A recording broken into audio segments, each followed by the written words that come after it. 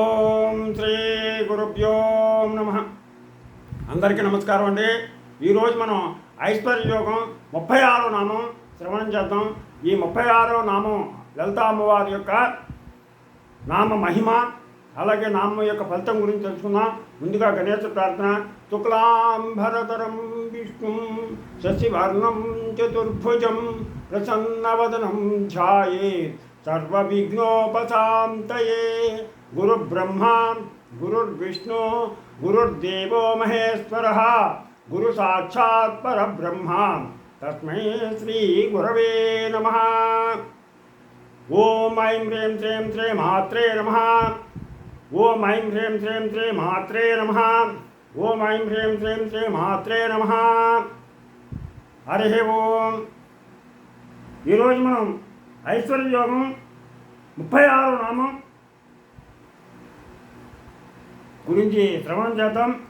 ఓం తన భారతలన్మధ్య పట్టబంధవలిత్రయాయై నమః. ఓం తన భారతలన్మధ్య పట్టబంధవలిత్రయాయై నమః.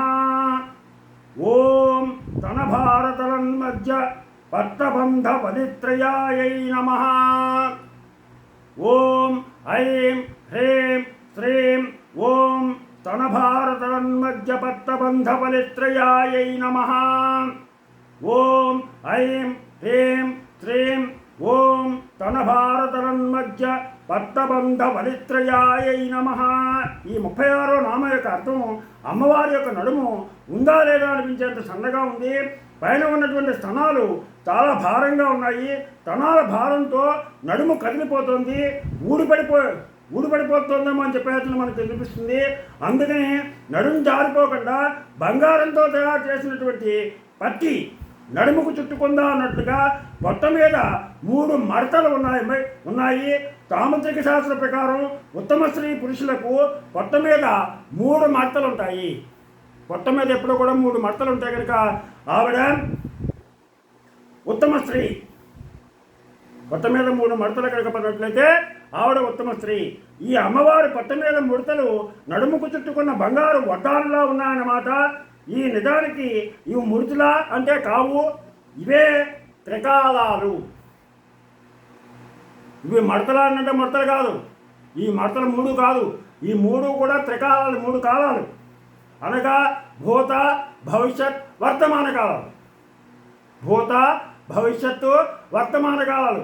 ఈ 3 కాలాలు అమ్మవారి పొట్ట మీద ముడతల్లాగా 3 గీతల్లాగా మనకు కనపడుతూ ఉంటాయి. ఈ కాలాన్ని పొట్ట మీద ముడతల రూపంలో ధరించి నియంత్రించే శక్తి కల ఆ అమ్మవారు శ్రీమాత. ఇంకా అమ్మవారి స్థనాలు సూర్యచంద్ర స్వరూపాలు. ఒకటి పగలైతే ఒకటి రాత్రి. అమ్మవారి స్థనాలు సూర్యచంద్రుడు, ఒకటి పగలు ఒకటి రాత్రి. సూర్యుడు పగలు, చంద్రుడు రాత్రి. సూర్యచంద్రుడు ఈ రెంటితో దినాలు, వారాలు, పక్షాలు, మాసాలు, సంవత్సరాలు, ఋతువులు ఇవన్నీ కూడా నడుపుతూ సృష్టి స్థితి లయం చేస్తోంది అమ్మవారు. అందుకే మహాకాల వ్యవస్థ అన్నారు అమ్మవారిని. మహాకాల వ్యవస్థ. ఈ కాలం వల్ల సుఖదుఖాలు, అనారోగ్యాలు వస్తూ పోతూ ఉంటాయి. దుఃఖం, అనారోగ్యం తట్టుకునే శారీరక మానసిక శక్తి సాధారణ జీవులకు ఉండదు. అటువంటి వారికి ఈ మంత్రం దివ్యమైనటువంటి ఔషధంలా పనిచేస్తుంది.